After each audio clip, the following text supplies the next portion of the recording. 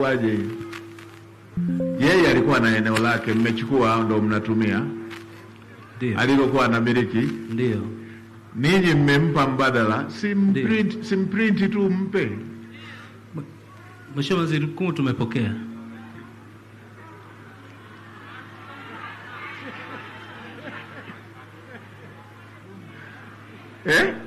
Hebu mpe mama, mpe dada hapo aongee.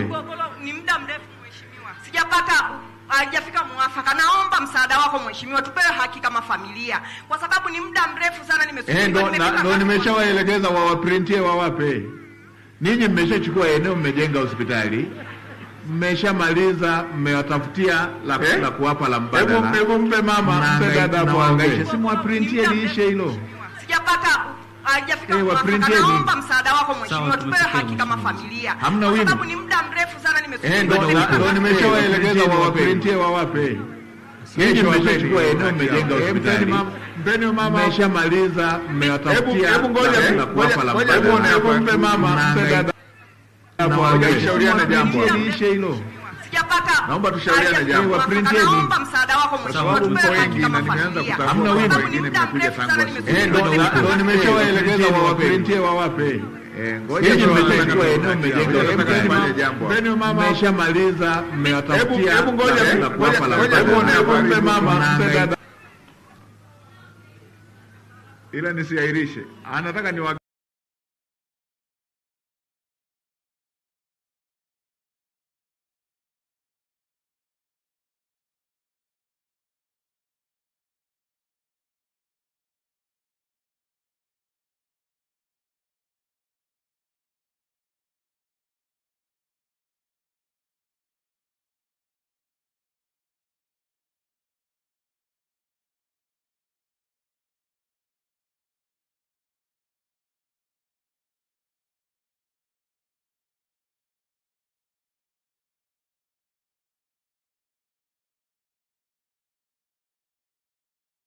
Mheshimiwa Aisha Hilary, nimemfuatilia toka 2013.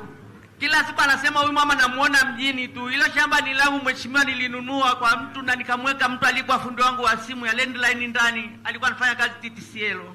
Amekaa na hilo shamba, bahati mbaya akafariki. Kakake akanipigia simu, mama Amana, njoo shamba lako limevamiwa. Sikutaka kusikiliza zile taarifa za kuambiwa za mtaani, niliwasikiliza nikaenda manispaa. Manispaa kuna nini, mbona eneo langu limechukuliwa na mbunge? Wakanipa barua iko hapa, wanasema kuna mgogoro wa shamba analomiliki Aisha Hilary. Nikajaribu kukaa, nikamfuata babake mzazi. Naomba umwambie mwanao achane na shamba langu kwa sababu mapori yako mengi. Babake kanambia nitamwambia. Nikarudi kwenye mashauri ya mirathi huko Moshi. Nikarudi, nikamwambia yule baba amefariki.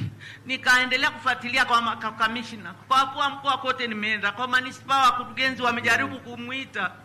Mkurugenzi akampigia simu. Akasema nitakuja kukaa mezani tumalize. Leo toka mwaka 2013 na nyanyasika na shamba langu, mimi ni mjane. Ndugu anifanyie fujo na viongozi wanifanyie. Haya, lile lingine umesema ndugu amefanyaje? Walinyang'anya mali zangu zote, lakini nimeenda mahakamani nimerudisha, lakini mali zote walishauza. Nimebaki tu na nyumba. Na hiyo nyumba niliomba msaada kwa wewe. Hizo zingine walizouza na mahakama imekurudishia? Hakuna hata sio mahakama mheshimiwa. Baada ya kuona nakaa mtaani nimetupiwa na vyombo nje, nilienda nikafungua hiyo nyumba nikaingia nikakaa, kwa sababu hati miliki ninao, ni jina langu nimesajiliwa toka 97. Kisheria kimahakama, lakini kila nikisogea naitwa, angalia huyu malaya anasema na nyumba mjini. Mheshimiwa, mimi nifanya biashara hapa toka mwaka 84. Mume wangu kufariki tu ndo nimekuwa basi. Mheshimiwa mkuu wa wilaya, unalijua hili? Mheshimiwa Waziri Mkuu, mama amefika kwangu wakati wa kampeni za uchaguzi mwaka jana. Nikamwambia mama, kwa sasa mheshimiwa mbunge yuko kwenye kampeni, ngoja tumalizane na hizi habari za kampeni, nitakuita wewe na yeye tuzungumze, tuone kina au kiini cha hili swala. Kwa hiyo niombe nilichukue, kwa sababu mheshimiwa mbunge tangu amemaliza kampeni amekuwa na safari nyingi za kibunge. Sasa nilichukue, na atakapokuwa amerejea tukae na mama tuone namna ya kulipatia ufumbuzi. Mama amenyosha mkono. Mheshimiwa, hata alipoitwa kule kwa mtendaji alinikuta ofisini.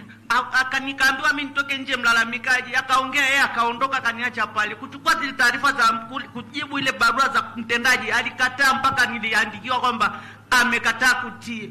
Haya, ngoja tumwachie mkuu wa wilaya. Hebu wewe ubaki na nyaraka zako, alafu nakala zingine mpe mkuu wa wilaya, lakini pia onana na wasaidizi wangu uandike taarifa hiyo niipate. Andika namba yako ya simu na tupate na nyaraka hizo.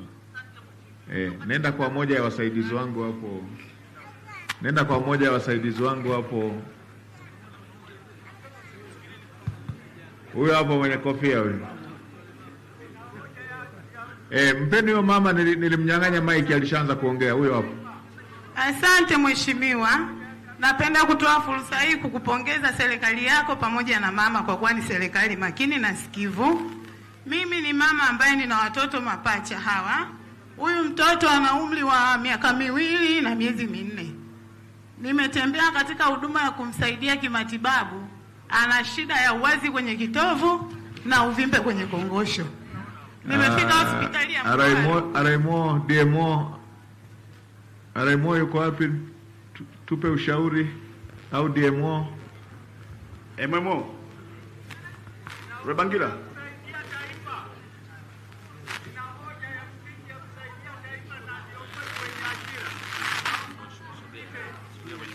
Ngoja tumsikie tutatue hili la mtoto tuje kwako. Nimefika hospitali ya mkoa kwa ajili ya kufanya matibabu ya huyu mtoto. Ikaonekana kwamba pale haiwezekani. Anatakiwa akatibiwe wapi? Araimo, hebu tupe ushauri.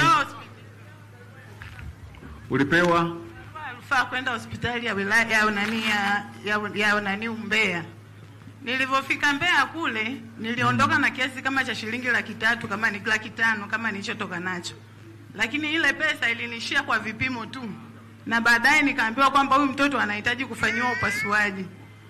Nilikaa pale hospitali kwa kukosa kiasi cha pesa, lakini baadaye ikaonekana kwamba siwezi kufanyiwa matibabu yoyote kwa sababu nimeishiwa pesa.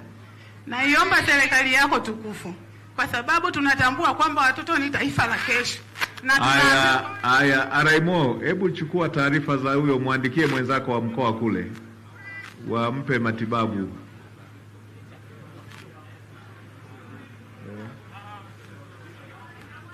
Alafu Araimo, muwasiliane pia na katibu hapo ili liratibiwe kwa pamoja hiyo. Ukutana na Goele hapo. Hebu mpeni huyu ndugu hapo chini. Mpeni ndugu hapo chini. Mheshimiwa Waziri Mkuu, mimi ni kijana mlemavu.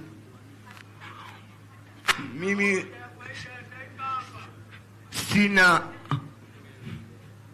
msaada wowote. Kwa naomba msaada Mheshimiwa Waziri Mkuu. Haya, kaa pale pembeni, sogea hapo pembeni, nitakuona wakati ninataka kuondoka. Watakuona wasaidizi wangu hapo. Hoja ya taifa. Hapa mwenyekiti. Na kwa jina naitwa Eliud Magwaza Mwasenga. Mpeni kiti huyo ndugu.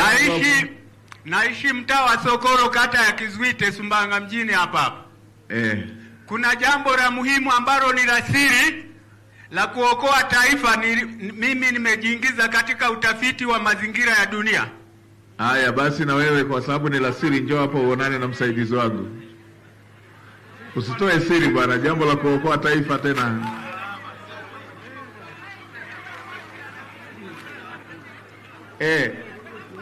Nani Zablon? Hebu nani msaidieni huyo. Mwambie Goele msaidieni huyo. Sasa Sumbawanga oye. Sumbawanga oye. Nilitaka tuseme mambo mawili. Tuseme namna hii. Moja, niko na waheshimiwa mawaziri karibu 5 hapa. Nilitaka tugawe makundi 4 5 ili watu wasikilizwe. Ili wengine hapa tusije tukaondoka bila kusikilizwa na tumeshakuja mapema namna hiyo. Si ni sawa ndugu zangu? Sasa wale nitaje kundi la kwanza, wale wanaohusiana na masuala ya ardhi, na afisa wa ardhi atakuwepo. Twendeni tukae upande huu hapa nyuma, upande huu kulia huku. Twendeni taratibu tu. Ni wote?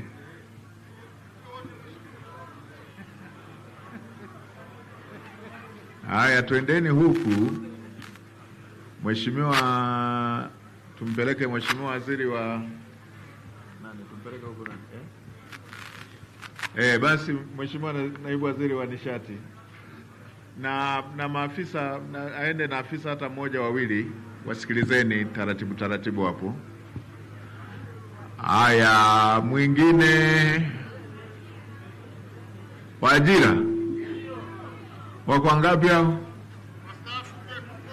Haya, wale mnaoongelea ajira, Naibu Waziri wa TAMISEMI, vita upande huku pembeni huku. Nini? Ngoja tutagawa makundi yote. Wastaafu.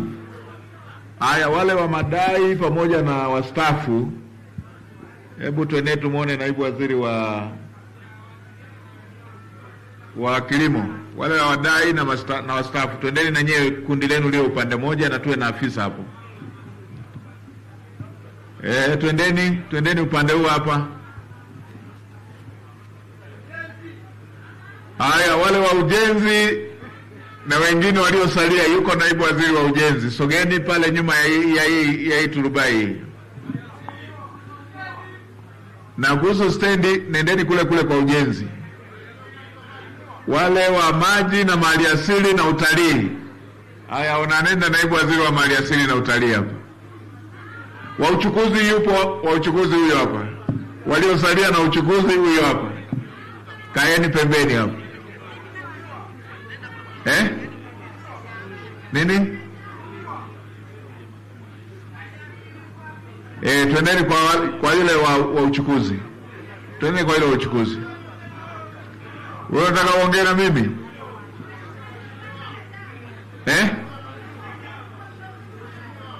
Haya, yule anayetaka kuongea na mimi na yule wa mtoto mchanga. Basi tunyamaze tumsikie mama huyo hapo. Unasemaje mama?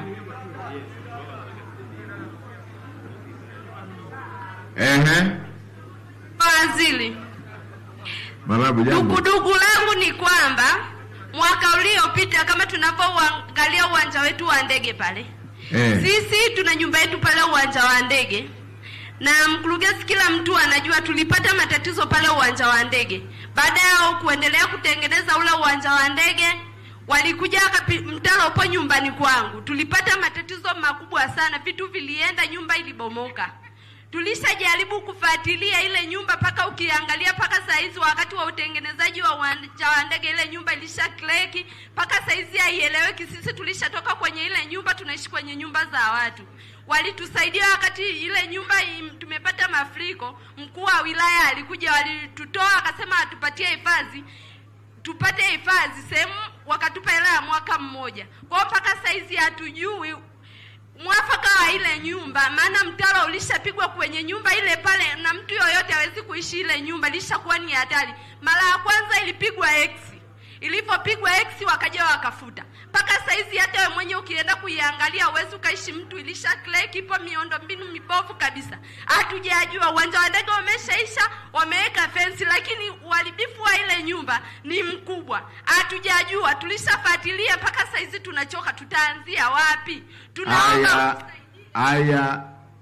jambo lako linaendana na wale watu 153, 50 au 153. Tulieni tumsikilize moja kwanza.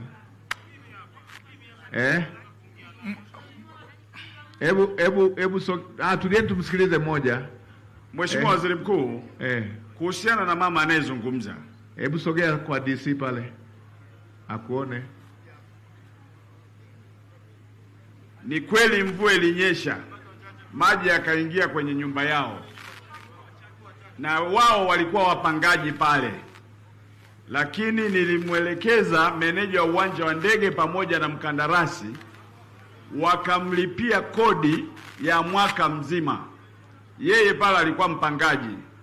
Sasa sijaelewa hoja ya msingi ya leo ni ipi? Mwache tu aongee hapo. Mimi sio mpangaji, ile nyumba ni ya familia. Sasa ulilipiwa kodi. Sawa, mkuu, tumelichukua hili. Tumelichukua, ngoja tulifanyie kazi, lakini kikubwa nilishaelekeza na akalipiwa kodi ya mwaka mzima. Ya iko hivi. Mmesikia? Meneja, Mimi pale sio mpangaji, maana baada ya ule uharibifu tuliwafuata tukawaelekeza, walisema tokeni kwenye hii nyumba tuwatafutie mahali pa kujiegesha. Kwanza ndio maana anasema alitulipia kodi, ila ile ni nyumba, ni ya familia, sio kwamba mimi ni mpangaji hapa. Meneja, uwanja wa ndege uko wapi? Meneja yuko wapi? Sawa, wakati meneja anakuja, Mheshimiwa Waziri Mkuu, nimeelezwa tayari naibu waziri ameshalichukua na ni miongoni mwa wale ambao wanaenda kufanyiwa tathmini. Hilo ndilo nililokuwa nakumbuka. Nilikuwa nakumbuka kuna kundi la watu karibu 53 au 153 ambao nyumba zao zimeathirika kufuatia zoezi la ujenzi wa uwanja wa ndege, na kwamba inatakiwa ifanyike tathmini, wafidiwe ili waendelee na maisha maeneo mengine ambayo ni salama. Si ndio hivyo ndugu zangu? Haya, sasa tulishawakutanisha na naibu waziri, na kwa sababu na mimi nipo, tumelipokea, tutajadiliana ndani ya serikali ili itumwe timu ya tathmini tuweze kuendelea na hatua zingine.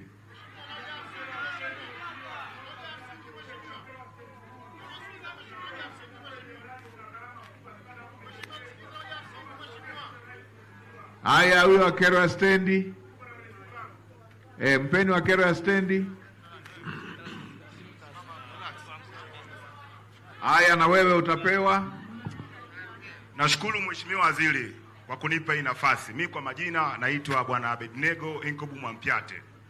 Katika miradi tunayoiongelea hapa Sumbawanga, moja ya mradi mkubwa sana ambao tunauacha ni stendi kubwa ya mabasi ambayo inagharimu ni hela nyingi sana mheshimiwa. Ni zaidi ya bilioni 11 ambazo zimetumika kuijenga ile stendi.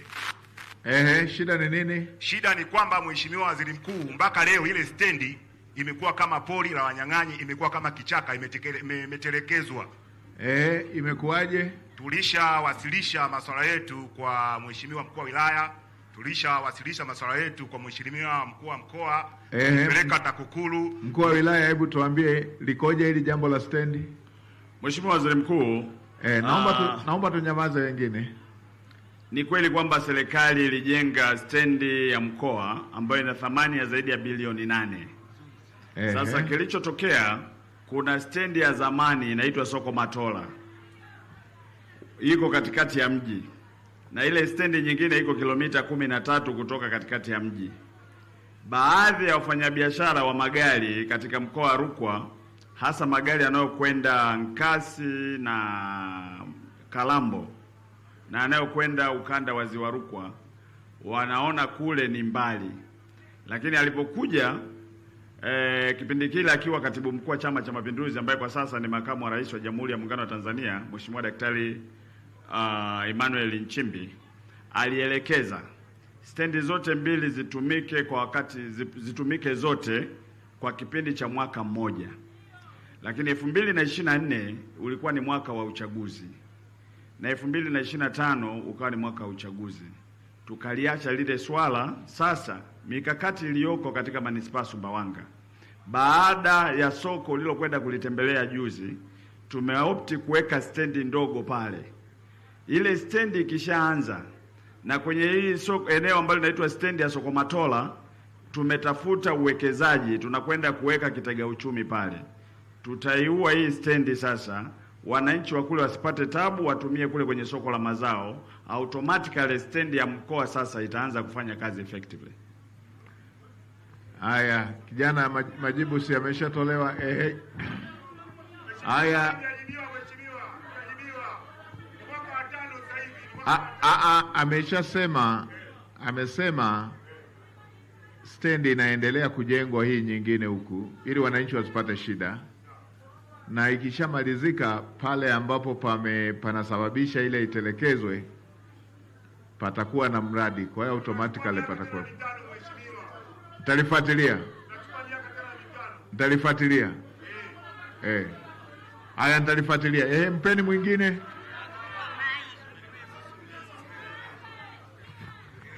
Sioni. Halo. Ndo wewe. Kwa majina naitwa Engineer Jackson Stanley Msuya.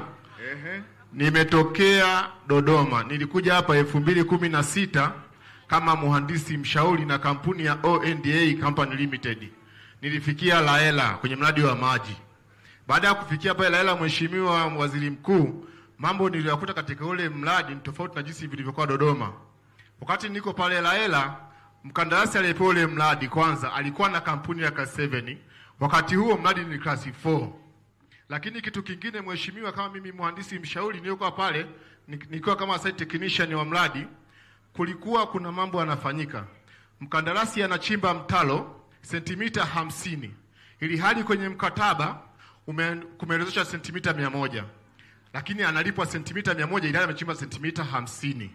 Cha pili, mheshimiwa, ni kwamba nikiwa pale kama mhandisi mshauri wa mradi, kulitokea uletwaji wa pampu ambayo ilikuwa ni submersible pump.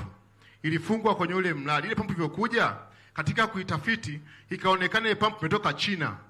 Lakini huyo mhandisi wa halmashauri wakati huo akaniambia, hii pampu kwa sababu tuna tanki liko hapa karibu, tunaomba tuinstall, ili hali tuna surface pump ambayo inaonekana kwa macho, kwa sababu tunastore chini haitaonekana. Akaniambia, hii tuisubmit hii pump, tutakukabidhi shilingi milioni 10. Mimi nikakataa. Nikasema mimi ni kijana ninafanya kazi. Nitafanyaje kazi? Yaani nikaribu kazi, nitasababisha hata vijana wenzangu onekana hatufanyi kazi, tunafuata tamaa za maisha. Nikamwambia sema kwenye mkataba wangu na ukweli wangu nitasimama kwa daima. Kutoka hapo mheshimiwa, mhandisi aondoka na ile pump. Ilivyokuja kulishwa kwa mara ya pili, ikaja pump imewekewa kidude plani kama ni OG. Lakini baada ya kuifanyia utafiti na kuifunga pale na kufanya pressure ya maji, ikaonekana ile pump amerudisha ile mfunga kadude kingine. Nikaikataa, ikawa imerudi. 2019 mwezi wa 7 2015 ule mradi ulilipuka. Ulivyolipuka mheshimiwa waziri mkuu, kulikuwa kumefungwa beti za dipoda. Nilivyokwenda mimi pale kuzima ule mradi mheshimiwa, wale maji ya beti ya dipoda kumbe yakawa yameingia kwenye bomba ya ya ile bomba ya sub tank. Yakanichapa usoni, ambayo nisababishia mpaka leo ulemavu wa kutokuona vizuri, mpaka hivi sikuoni ulipo hapo mheshimiwa waziri mkuu. Baada ya tukio hilo hapo, nikawa nimempigia simu OCD wa kituo cha Laela, nikampa taarifa. OCD akawa ametuma timu yake. Hivyo kuja pale akasema hivi, tufanye uchunguzi kwenye huu mradi, chanzo ni nini? Na mimi nikapa maelekezo, sababu ule mradi nilikuwa nimesharekodi na kwenye simu yangu. Baadaye wakamkamata mlinzi, wakampeleka kituo cha polisi. Mlinzi alivyokwenda kituo cha polisi, na mimi baadaye mheshimiwa mkuu wa kipindi hicho mheshimiwa Alfani Haule akaunda tume ya wajumbe 12. Ikawa imekuja. Hivyo kuja ikanihoji na mimi nikatoa maelezo yale kwamba huu mradi beti zilivimba, na nilipiga picha na nikamtumia mhandisi wa halmashauri. Akasema basi kama ulipiga picha tuone hizo picha. Nikawaonyesha. Kwa sababu tukutane kesho asubuhi, ambayo kwa tarehe ngapi? Ilikuwa tarehe 16, ilikuwa tarehe 16 ya mwezi wa 7 2019. Baada ya kwenda pale mheshimiwa waziri mkuu, nikakamata tukamwambia mimi kwamba ile kamati ile tumeunda na mheshimiwa Haule ilikuja na majibu. Ikasema hivi kwamba wale wanaonyesha mikono kwenye mikutano ya hadhara kuja na kiongozi wa kitaifa ndio tuwape kesi kwamba wao washtaki onekana kama wamechoma ule mradi, ili tuokoe hao watu wengine wasije kafukuzwa kazi. Na majina yaliokuja yalikuwa ni majina matatu. Jina la kwanza alikuwa anaitwa Mololo, mwingine anaitwa Auje ni Ismaili, mwingine ni Msomato wa Amdu. Wakasema watu washtaki ili onekane wewe walichoma, wewe ndio washtaki. Nikasema mimi singafanya hivyo kwa sababu watu mimi nachambua chanzo cha mradi ni nini. Baadaye wakasema kama umekataa tukupeleka lock up. Nikasema sawa. Wakachukua ile simu yangu, wakanipeleka mimi lock up, nikakaa siku 9 mheshimiwa, lock up ya Laela. Baada ya kutoka pale lock up, TAKUKURU akaja. Wakasema sasa wewe kama ulikuwa mfanyakazi wa hapo, nikabidhiwa kama mimi nikabidhiwa pikipiki ya serikali na mhandisi wa halmashauri na mkataba ule ambao nilikuwa nalipwa na ONDA, kwa sababu tumemaliza sisi kazi yetu kama wahandisi wa shauri. Nikaambiwa nibaki hapa Laela ili nisimamie mradi, sababu ninaofahamu, nikajiliwa kama manager wa mradi. Lakini sasa wakasema hivi, tunaomba huo mradi, huo mkataba. Nilipo ule mkataba wakauchukua mkataba wangu ambao niliingia na mhandisi wa halmashauri, wakaniachia risiti. Walipochukua ule mkataba, nikaendelea kufuatilia swala langu na huku naumia mimi macho. Baadaye alikuja hayati Mheshimiwa John Pombe Joseph Magufuli. Alivyokuja pale Laela akasema hivi, hiyo swala likaibuka kwamba ule mradi wa maji ulilipukaje? Ndio nani mkuu wa mkoa kipilicho Joakim Wangabo akatoa maelezo yake, akasema basi watu kama waliachiwa kwa zamani wakamatwe nikute Sumbawanga. Cha kushangaza nikakamatwa mimi, mlinzi akaachwa, nikaja kuunganishwa na mkandarasi yule. Nikaja hapo kituo cha polisi. Tulifika kituo cha polisi tarehe 6 mwezi wa 10, tarehe 7 mwezi wa 10 tukapelekwa mahakama ya wilaya. Alikuwepo Mheshimiwa Dudu na wakili wa serikali alikuwa ni Peresi. Na wakili mwingine alikuwa anaitwa Salaji. Tulivyopelekwa pale mahakama ya wilaya, tukaambiwa nyinyi mnafungua kesi ya hujumu uchumi na mkandarasi, mmesababisha hasara bilioni 20, mnakwenda jela. Mimi nikanyosha mkono. Nikamwambia mimi huyu mkandarasi hakuniajiri. Aliyeniajiri ni nani? Ni mhandisi wa halmashauri. Na mimi hapa nipo nimeumia macho, sijatibiwa mpaka sasa hivi na sijapata haki yangu. Akasema nimeongea Kifipa, nimeongea Kiswahili, nimesema muda lock up. Tukaenda gerezani Mheshimiwa Waziri Mkuu. Toka 2019 mwezi wa 10 tarehe 7 tumekuja kutoka 2022 mwezi wa 8. Umeona? Baada ya kutoka 2000 mwezi wa 8 nilivyotoka pale nikaanza kufuatia madai yangu. Nilivyoenda kule polisi kuchukua vitu vyangu ili peka halmashauri pia haki zangu, wakaniambia wewe tuzo kwa sababu huna mkataba. Nilivyokwenda kudai ule mkataba wangu nikaambiwa hivi kwamba huu mkataba wako aliuchukua Malima ambaye alikuwa ni wa TAKUKURU. Kwa hiyo uchukua Malima, huu mkataba haupo. Lazima utakosaje mkataba wangu ili nipeleke kule na risiti hapa mnikabidhi. Wanasema si usiende kutusumbua tufundishe kazi. Nikawa nimeondoka.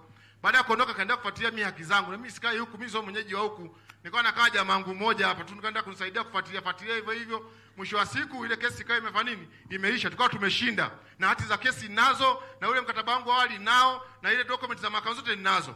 Sasa baada ya kesi yetu kuisha nikaanza kufuatilia madai yangu, nikaambiwaje hilo swala lako ni gumu kwa sababu liko ndani ya serikali haliwezi. Na mimi nikasema kwenye uwezo wa Mungu, palipo na ukweli wa Mungu, haki itatendeka. Basi nikaenda. Unadai kiasi gani? Mimi nilikuwa nadai shilingi milioni 12 katika huu mradi Mheshimiwa.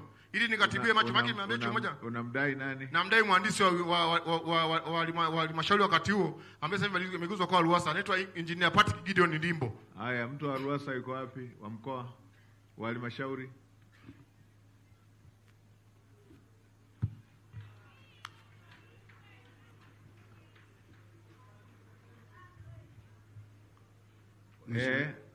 Engineer wa mkoa wa wilaya? Wa mkoa. Unalifahamu hili jambo? Hili silifahamu mkuu. Na hilo deni? Hata hilo deni silifahamu kwa sababu sisi Ruwasa tulikabidhiwa mradi kutoka halmashauri. Ukiwa huko unatumika. Hebu kaa na huyo ndugu, kaa na mkurugenzi wa halmashauri. Nilikutana na kesi kama hii Kiteto kule. Kama nyewe mmekabidhiwa mradi na hawa walitakiwa walipwe, mfanyie utaratibu mwalipe. Hebu mwelekezeni, anasema haoni vizuri. Mwelekezeni aonane na engineer huyo. Ngoja nimalizie maelekezo haya. Ngoja nimalize maelekezo haya. Hebu mkae na mkurugenzi ili mpitie hizo nyaraka. Anatafuta fedha, kazi alishafanya, anataka akatibiwe, hapo haoni vizuri. Milioni 10 na ngapi umesema? Milioni 12. Ruwasa kama mlipokea na hizo rekodi hamkuzipewa na yeye anazo hizo rekodi, hebu lifanyeni kazi hilo.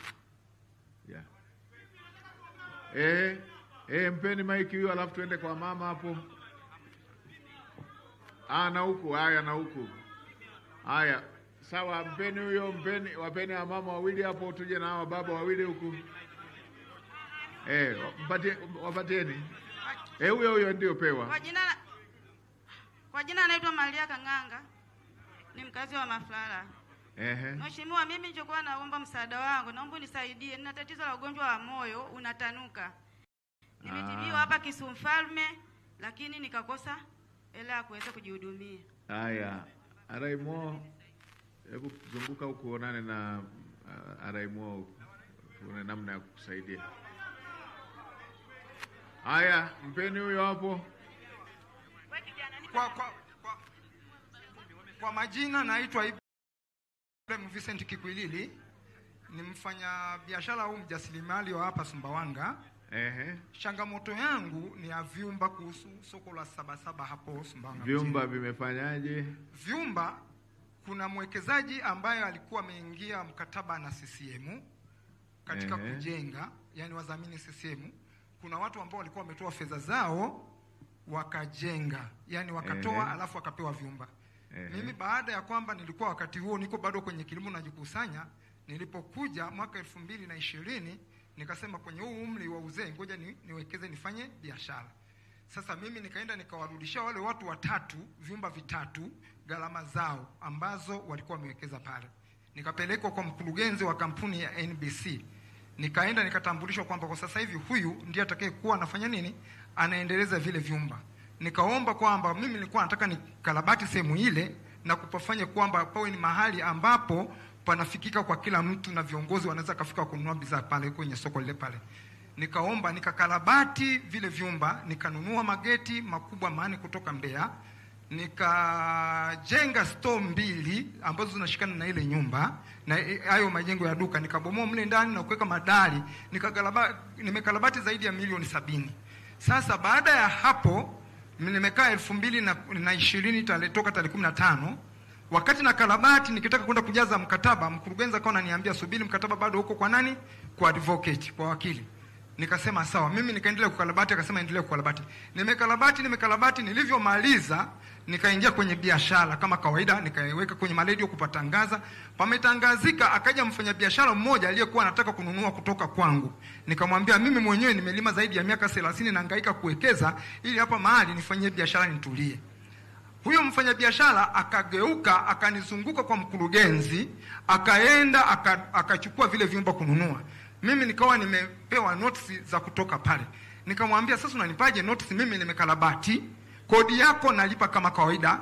Nimekarabati hivi vyumba vya CCM zaidi ya milioni 70 na kila mtu ni vyumba vya mkurugenzi vya CCM. Ni vyumba vya CCM, lakini vilikuwa bado viko chini ya mikono ya mtu, vinataka ndo kurudi.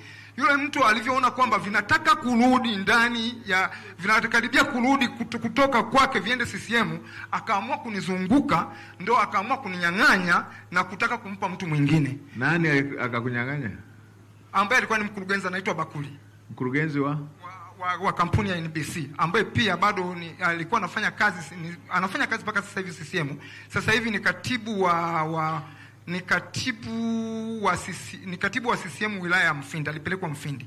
Sasa nimejaribu kuwaona viongozi, nimeenda kwa mwenyekiti wa CCM mkoa, amefanya jitihada sana za kumuita yule mtu anakaidi ili atukutanisha, akasema mbona hili swala linazungumzika. Nimekwenda mpaka kwa mwenyekiti, kwa katibu wa CCM pia wa mkoa, nikajaribu kumueleza, akamuomba tena, akaongea naye kwenye simu, akasema achaneni na huyo mzee. Hebu mkuu wa wilaya, mnalijua hili? Huyu ndugu anasema alikarabati na alitumia gharama kukarabati, alipomaliza akaondolewa kwenye hizo frame. Hili likoje? Mheshimiwa Waziri Mkuu, na fedha yake ya kurudishiwa. La kwanza, huyu ndugu mimi kwangu hajawahi kufika. Lakini ninachofahamu kwenye hilo soko linaitwa soko la Mandela.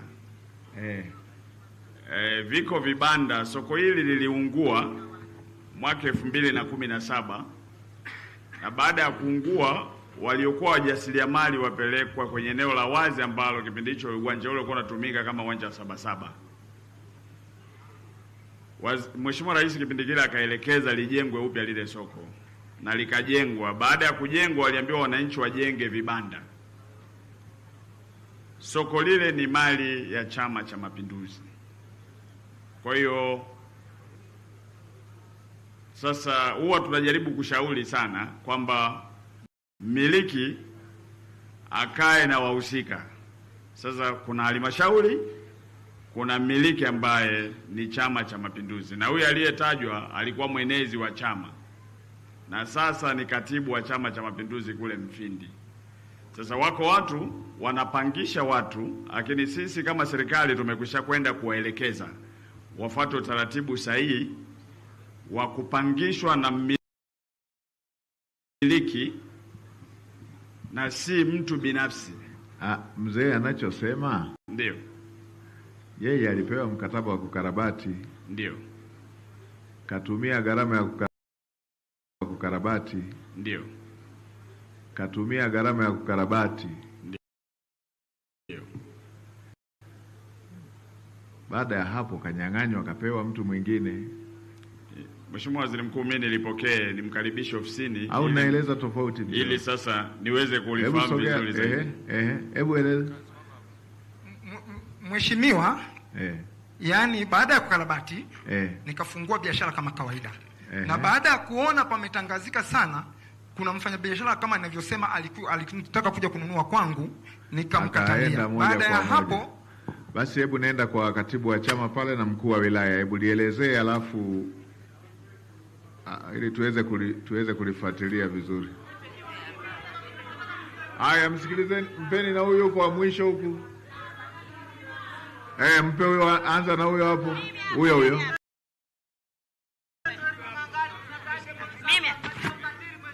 Nani? Mimi kwa jina naitwa Patrick Nairobi. Nimetokea wilaya ya Kalambo, ni msimamizi wa mirasi. Tangia mwaka 2004 niliwahi fika pale TSC Bomani kwa ajili ya kuchukua baadhi ya nyaraka ili nianze kufuatilia mirasi ya baba yangu Mwalimu Frederick Nairobi. Nilipofika pale nilikuta jelada la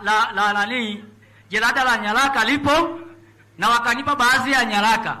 Waliponipatia baadhi ya nyaraka, nikaenda kule mahakamani kwa ajili ya kwenda kufungua mirasi hiyo. Nilipofika kule kufungua mirasi hiyo, baadaye nilipofungua, nimesahau nilipofika hawakunipa. Tuseme hiyo 2004 hiyo.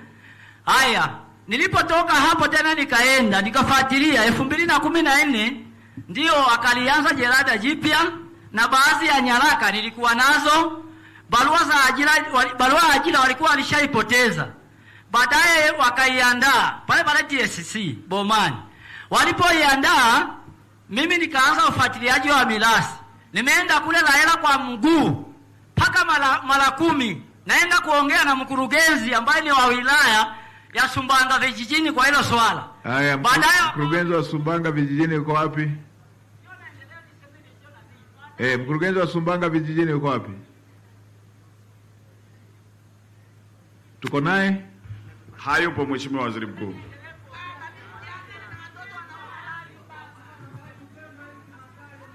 Sawa. Sasa mkaishiaje? Baadaye walipotuma hizo nyaraka kule Dodoma kwa katibu mkuu wa TAMISEMI. Walipozituma hizo nyaraka, walituma nyaraka ambazo sio original. Walituma kopi, zikarudi. Tena wakaniambia kwamba niende kule mahakamani kwa ajili ya kwenda kuchukua adati. Baada nilipoenda kuchukua adati, wakaenda kuzibana. Wakapeleka hazina hapa mkoani, hawakupeleka kule Dodoma moja kwa moja. Nilipofuatilia wakawa wametuma kule Dodoma. Sasa jambo la msingi ambalo mimi nalifuatilia hapa, kama Mheshimiwa Waziri ili nisaidie, kuna barua hapa ambao walituma kule makao makuu kule Dodoma, ikiwa inahitaji hizo kopi hizo baada ya kwenda original. Ndio sasa nikiwa nikienda pale ofisini kwa ajili ya kuwaulizia kwamba nataka tunalipwaje, nikiwauliza wanasema subiri. Na barua na ushahidi ni huu hapa ambao ulihitaji zile nyaraka original na subiria malipo. Tangia mpaka sasa hivi sijalipwa. Nikienda pale ofisini wanasema subiri, nikiwapigia simu wananiambia kwamba subiri. Njoo hapa muone. Njoo muone naibu waziri wa elimu hapa. Mpeni hiyo mama, alafu muende kwa chief kule kwa mzee. Huyo. Huyo. Alafu baada ya hapo mpeni mzee yule, alafu ndo tutarudi kwako. Kwa jina naitwa Kamar Masud Batashi. Mimi ni mjane mwenye watoto. Msikilizeni mmoja. Kwa jina naitwa Kamar Masud Batashi. Mimi ni mjane mwenye watoto 5. Nimedhulumiwa shamba maeneo ya Namanyere, Tatumbila, na tajiri mmoja ambaye anaitwa Sumri, Salum Muhammad Sumri. Shamba letu nimeshafika kwa mkuu wa wilaya hata. Mheshimiwa, nimeshafika kwa Mheshimiwa Makongoro, akanipeleka kwa kamishna wa ardhi. Kamishna wa ardhi akanipitisha tu, hakuna chochote kilichoendelea. Na mpaka sasa hivi kamishna wa ardhi, unalifahamu hili jambo? Kamishna wa ardhi yuko wapi? Kamishna yule mwingine Makongoro pia mheshimiwa anaijua kesi yangu.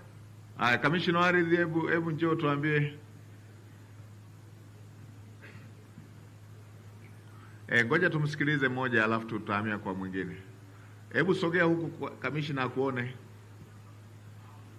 Pale.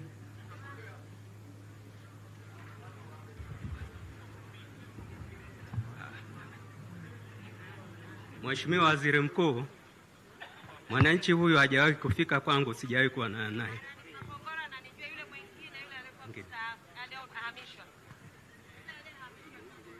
Ananijua yule aliyehamishwa, sio huyu.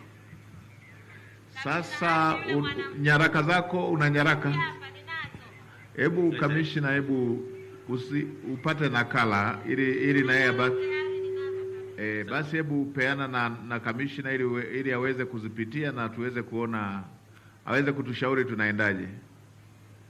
Hebu mpeni chifu hapo, mzee wetu hapo. Alafu mtarudi kijana gani nilimwaahidi ile hapo. Asante sana. Na wewe hapo. Haya. Sawa. Ngoja tumsikilize hapo chifu, tuje kwa kijana hapo, tuje kwa kijana. Na mama huyo hapo. Nashukuru sana Waziri Mkuu. Sikilizeni. Mimi hapa kwa jina naitwa Filipo Inyasi Moshi. Mimi hapa Sumbawanga nilitolewa hapa mwaka 78. Nikaenda Uganda. Nikapigana kwa Idi Amin kule. Nikamaliza vita kule. Idi Amin tukamkimbiza kabisa. Tukarudi, mimi sisemi kwa mimi mwenyewe, naongea kwa Tanzania nzima. Maanake wanamgambo wote walikuwa Uganda. Tukatoka kule Uganda, tukaja mpaka hapa Tanzania. Tulipomaliza vita kule. Nilipofika hapa, hatukupewa kitu chochote mpaka hivi sasa. Juzi hapa nilikwenda mpaka Dodoma, nikarudi hapa.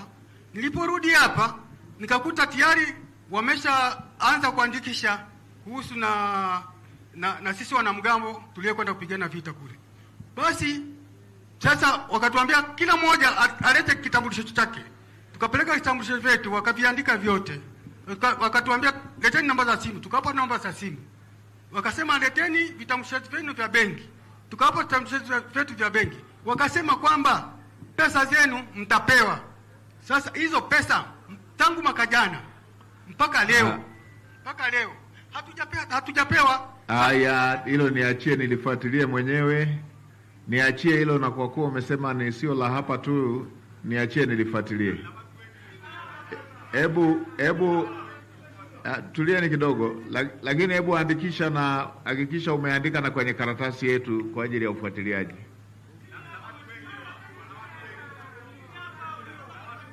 Haya, mpeni mama kaka sana. Huyo aliyesimama huyo hapo. Mimi mama. Huyo. Ndio mheshimiwa. Hebu naomba wale wengine ambao hoja zenu ziko kwenye maandishi, kwa sababu dakika zimeenda na bado tuna mkutano mmoja.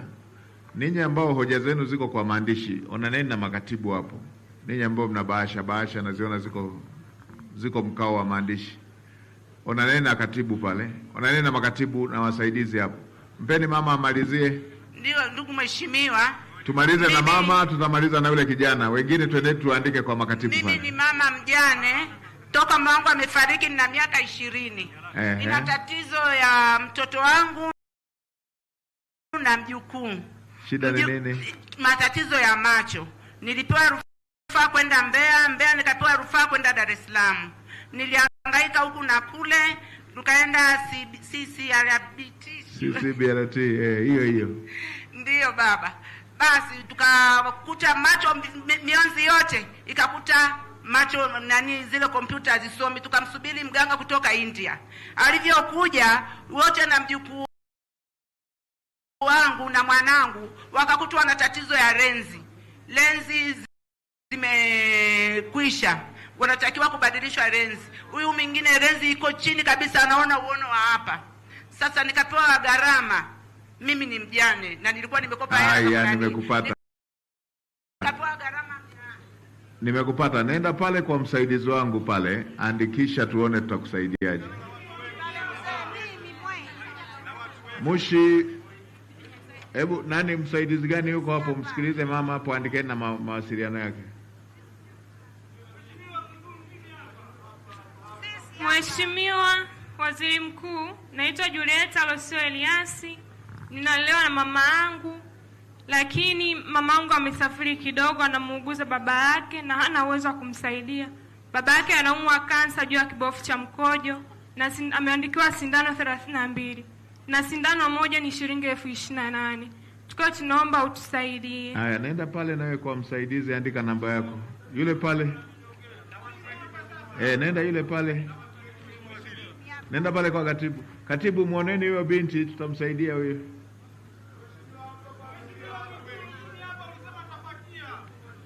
Mpatieni yule ndiye mwambie apatie huyo huyo. Huyo huyo. Mpeni huyo huyo. Mpeni huyo. Asante sana mheshimiwa. Kwa majina naitwa Rehema Spiliano Kasimba. Mimi toka 2015 nina matatizo ya kuona, sioni vizuri. Nimetibiwa hospitali Kistu Mfalme, Katandala, hospitali kubwa, lakini sijapatikana na ugonjwa wa aina yeyote.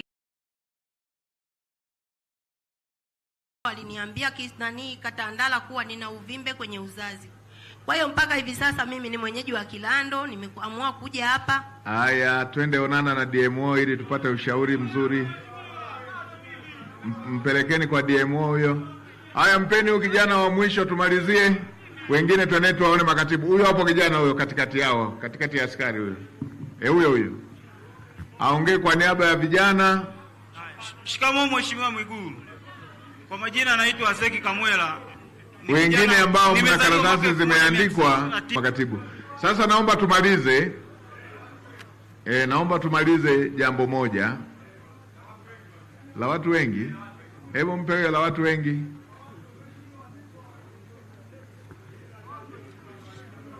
Asante. Haya, na wazee wangu hapa. Asante. Haya, tumsikilize huyo la watu wengi tumalize. Asante Mheshimiwa Waziri Mkuu. Mimi kwa majina naitwa. Baada ya hapa inabidi tupate ufafanuzi wa manaibu waziri wawili. Kwa hiyo akimaliza huyu, wengine andikeni kwa makatibu tupate ufafanuzi wa naibu waziri wa uchukuzi, jambo lile la fidia, alafu na naibu waziri wa ujenzi, hoja zilizotolewa na waheshimiwa wabunge. Haya, tusikilize la watu wengi, alafu naibu waziri. Asante Mheshimiwa Waziri Mkuu, nashukuru kwa kunipa nafasi hii kuweza kuzungumza machache na kuomba kitu ambacho nahitaji kukiomba kwa ajili ya watu walio wengi. Kwa majina naitwa Norbert Laurent Mwoja. Mimi ni mkazi wa maeneo ya Senti, wilaya ya Sumbawanga mjini. Mheshimiwa Waziri Mkuu, mtaa wa Senti unayo shule moja inayojulikana kwa jina la Senti shule ya msingi. Shule hiyo imeweza kukaa kwa muda mrefu sana pasipokuwa na mwelekeo wa namna gani watoto wanaweza wakapata ridhaa ya kusoma pale shuleni. Ina muda mrefu sana pale ile shule, na tunashukuru serikali iliweza kutuletea milioni 21 kwa ajili ya kutengeneza madarasa yapatayo mawili, na yalitengenezwa yale madarasa mawili kwa ajili ya ukarabati.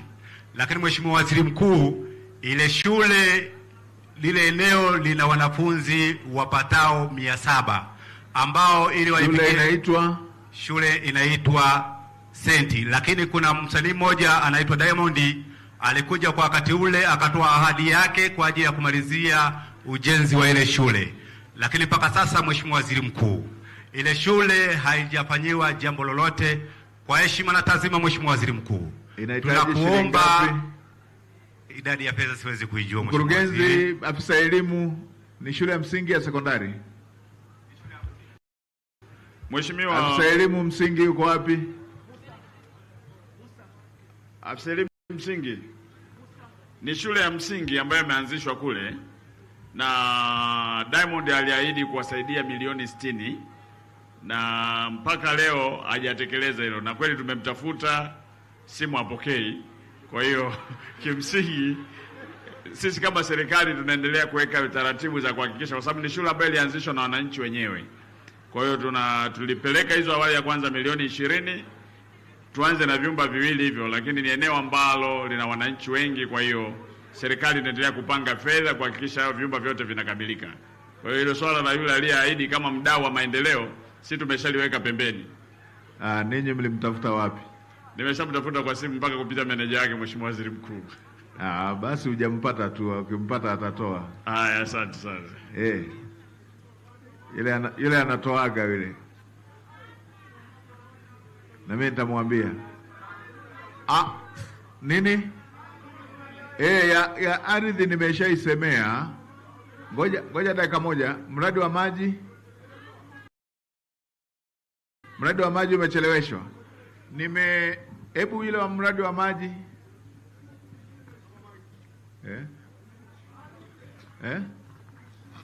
Utumishi. Ngoja tusikie hilo la maji. Wewe Arusha, nenda pale kwa katibu. Tutakusikiliza. Wa maji. Asante mheshimiwa. Naitwa Mr. Joseph Matofali, natokea kijiji cha Kafukula, kata ya Katazi, tarafa ya Mwimbi, wilaya ya Kalambo. Kuna mradi wa maji toka 2010 kule Kalambo. Haya, nashukuru nimelipokea. Ngoja Mheshimiwa Naibu Waziri wa Kilimo alichukua kwa niaba ya Naibu Waziri wa Maji. Kwa hiyo tuachie hilo, tumelichukua. Yule kijana uliyefanya kazi,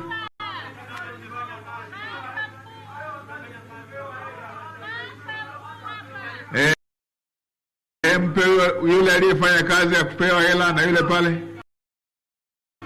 hebu mpeni. Wapi? Asante sana mheshimiwa. Ulifanya kazi wapi? Shule ya sekondari Katuma. Shilingi ngapi unadai? Nadai 320. Hebu sogea hapa mbele. Na wewe? Na yule pale pia? Afisa elimu wa sekondari uko wapi?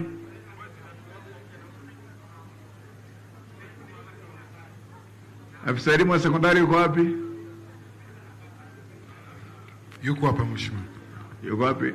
Mnadaiwa 300, mnajua hilo? Hebu sogea kwa afisa elimu pale.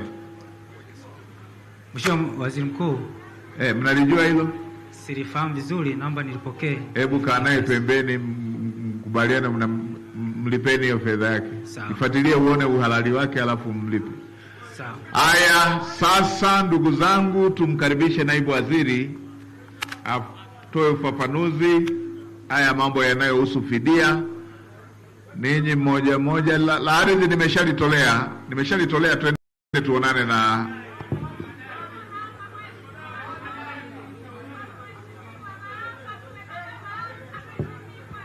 maafa. Wapi? Makutano. Haya basi, wewe wa maafa, hebu sogea pale kwa mkuu wa wilaya. Mheshimiwa mkuu wa wilaya, kuna jambo la maafa hapo Makutano. Hebu msikilize huyo mama. Haujalipwa wapi? Wale ambao hawajalipwa, hebu sogea hapa na yule mwenzake, wacha waje hapa. Au wawili waacheni. Mwacheni huyo na huyo hapo, waacheni waje hapa. Au wawili waacheni, hawajalipwa. Sogea hapa. Haya, hapo subirini hapo wenyewe wawili. Mheshimiwa Naibu Waziri. Mheshimiwa Waziri Mkuu wa Jamhuri ya Muungano wa Tanzania, Daktari Mwigulu Nchemba. Sumbawanga wewe. Haya, tulieni tumsikilize Naibu Waziri. Mheshimiwa Waziri Mkuu oye!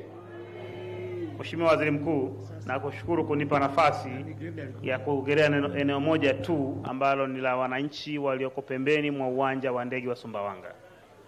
Kwa maelekezo yako, nimepata fursa kuzungumza nao, nimewasikiliza. Katika uwanja wa Sumbawanga kulikuwepo na wananchi ambao walikuwa ndani ya eneo la ujenzi. Hawa walilipwa kwa taarifa nilizonazo na waliondoka. Lakini kuna wananchi wanaozunguka uwanja huo ambao wameathiriwa na ujenzi uliokuwa unaendelea. Baadhi wamesema nyumba zao zimepata nyufa, na wengine wamesema ile fence inayojenga inaathiri moja kwa moja makazi yao, lakini wengine wakasema waliwekewa X, baadaye X zikafutwa. Kwa hiyo Mheshimiwa Waziri Mkuu, tumekubaliana sisi kama sekta ya uchukuzi tutapeleka timu tuchakate hoja za wale wahusika ambao wanazidi 53 kwa jinsi walivyonieleza, halafu tuone kama kunahitaji fidia na tunahitaji kwa ajili ya kiwanja, basi tuweze kufanya kazi kadri tutakavyotuelekeza Mheshimiwa Waziri Mkuu. Asante. Asante. Wewe unadai wapi? Wewe unadai magereza. Wewe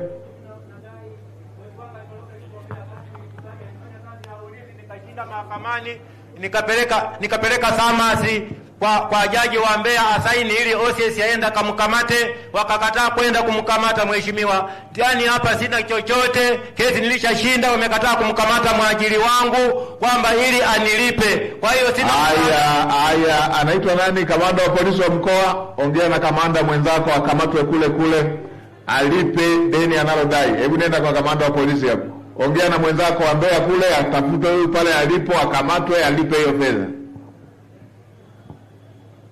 Haya, wewe jambo lako, hebu nenda hapo kwa mkuu wa wilaya akuunganishe na kamanda wa magereza hapo.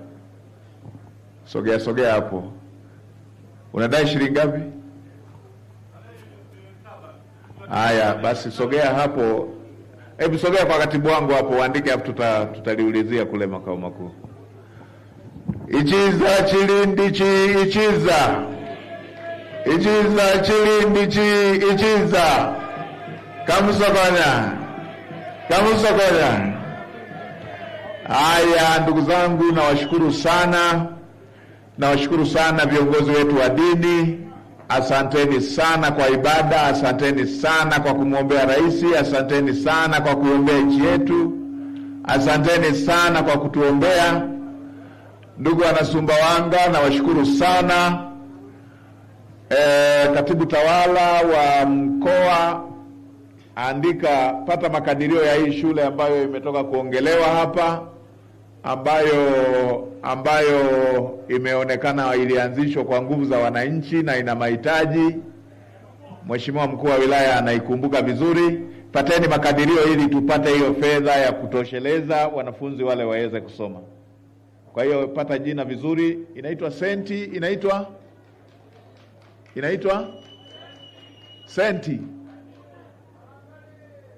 senti. Haya, inaitwa senti. Hebu fanyeni tathmini tuone mahitaji ni nini, andikia mahitaji hayo. Tutatoa hiyo fedha ili ije ijenge hiyo shule. Tujue tu mahitaji ni yapi, tutatoa hiyo fedha. Si ni hivyo ndugu zangu? Kwa baada ya hapo, nawashukuru tena. Nimeacha kiporo maeneo mawili, sikwenda bondeni kule Mtowisa, nitarudi. Na nimeambiwa kule ndio kuna sehemu kubwa ya uzalishaji. Nitakapokwenda majumuisho nitatoa maelekezo ili barabara ile inayokwenda kwenye uzalishaji, kwenye shughuli kubwa ya uzalishaji, ipandishwe iende Tani Roads, ili iweze kutengenezwa na iweze kupitika majira yote, itengenezwe kwa kiwango cha lami.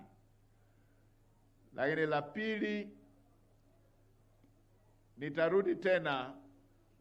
Nadhani tumeacha makao makuu ya wilaya ya Kalambo. Kwa siku tukienda Mtowisa tutafanya na makao makuu ya Kalambo.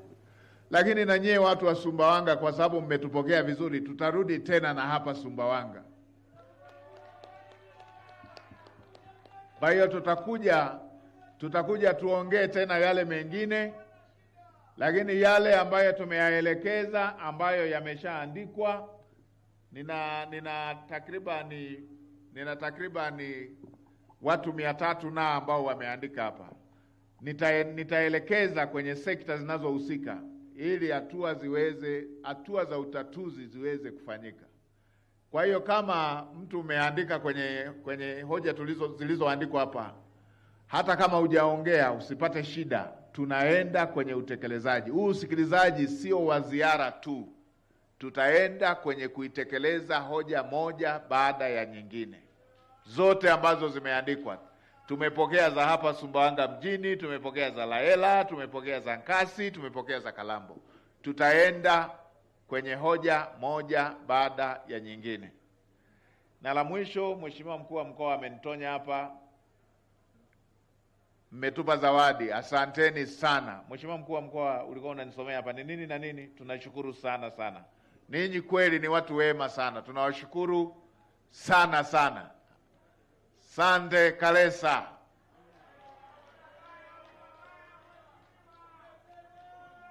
Nije tena. Wangapi wanasema nije tena? Wangapi wanasema nije tena?